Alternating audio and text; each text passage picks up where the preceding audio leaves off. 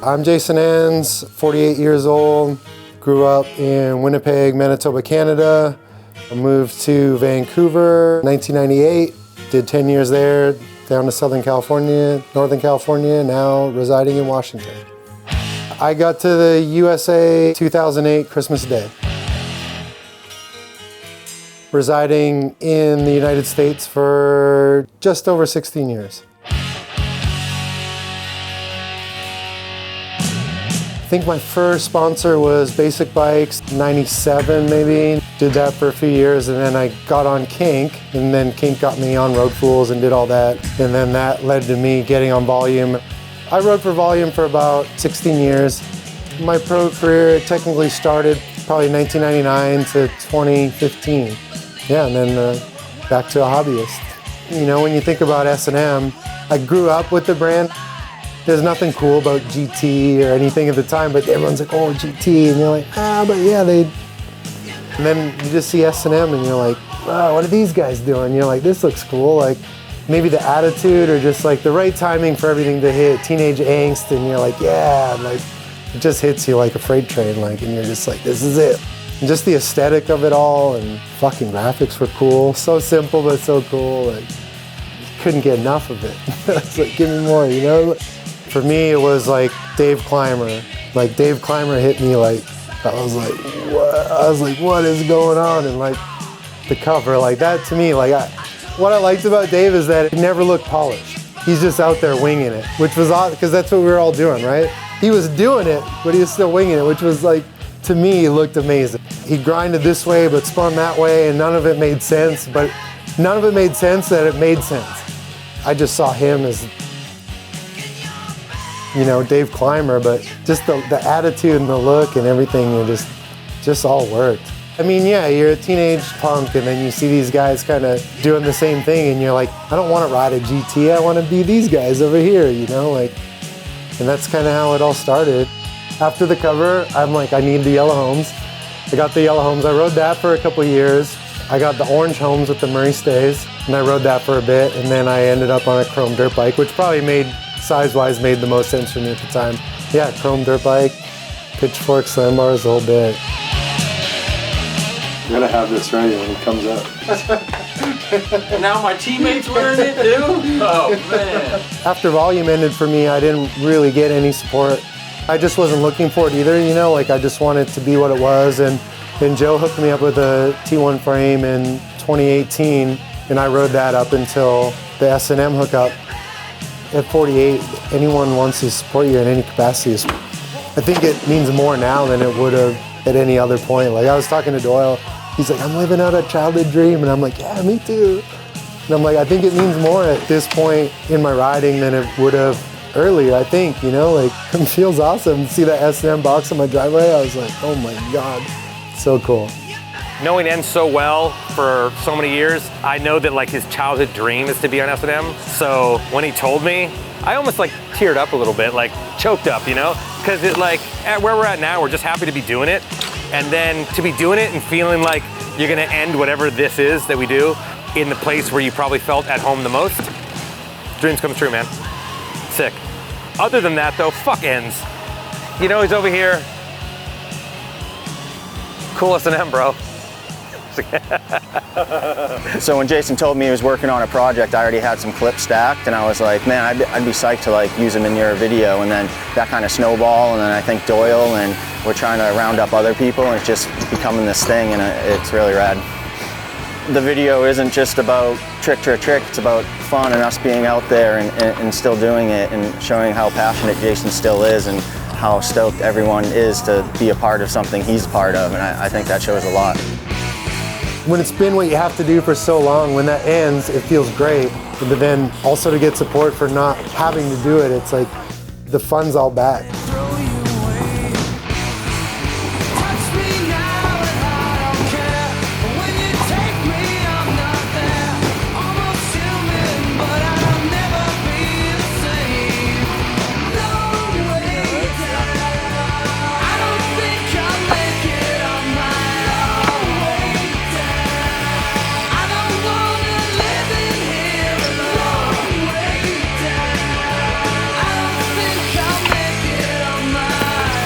50-year-old BMXer, that's it's crazy. I won't say we're trailblazers, but I'm like, there's not too many people ahead of us still going after it. So riding bikes is fun. It doesn't matter what age you are.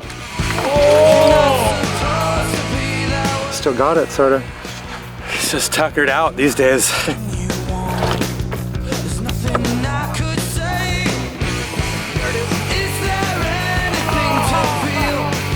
To go kind of full circle and dream into that package when you're a kid, and even if you knew it was going to take 35 years, you're probably going to be just as stoked, you know? So basically started on S&M, and if I can finish, that's pretty amazing. Like, we'll just blur out all those middle years.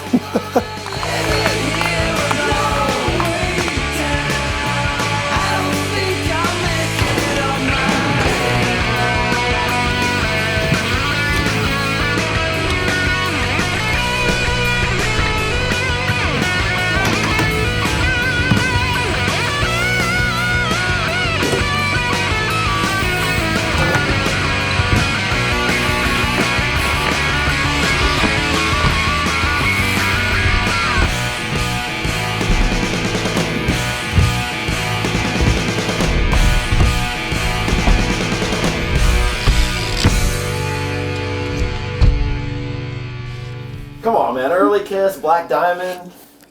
Just can't do it. Dude. Can't do it. Look what the cat dragged in. Oh my God.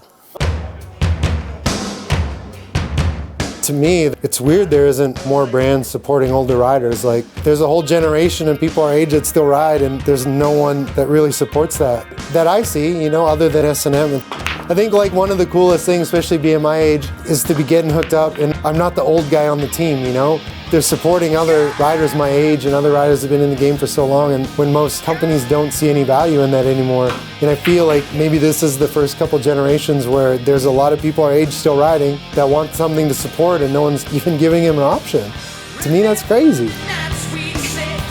The vintage builds, like, I don't like to call myself a collector whatsoever. Like, I just kind of like, there's cool bikes, and then I was like, the yellow home still looks so cool to me, right? Built that up pretty similar to the way I had mine, you know, and I don't know, it was so cool, and you just rip around town on it. The red one it's all original paint and stuff. It's nerdy. I try not to get caught too much up in it because people get a little too into it, and you know, this can't go on that and that can't go on that, but it's just fun piecing it together, and then you ride down the street and it's just like a little time machine, you know? It's cool.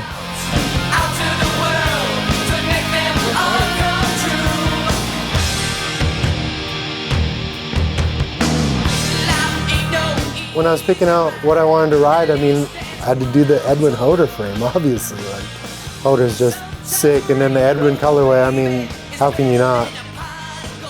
It's still like guys from my era, you know what I mean? And that's what I like.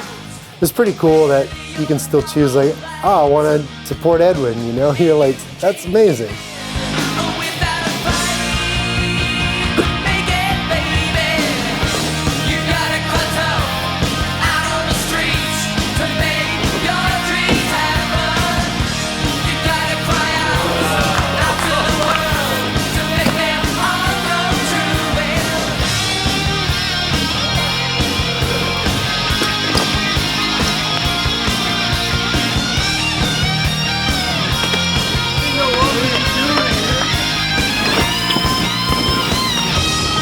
We're 50-year-old BMXers, that's insane.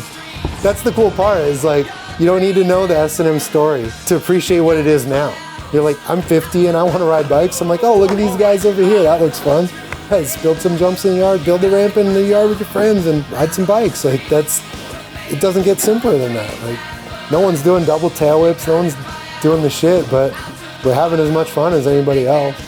At the end of the day, like, riding bikes with your friends is what it's all about. I don't think that ever changes. You can go through phases where you're amazing at it, and then you're not anymore, but it doesn't change how fun it is to be out riding bikes with your friends.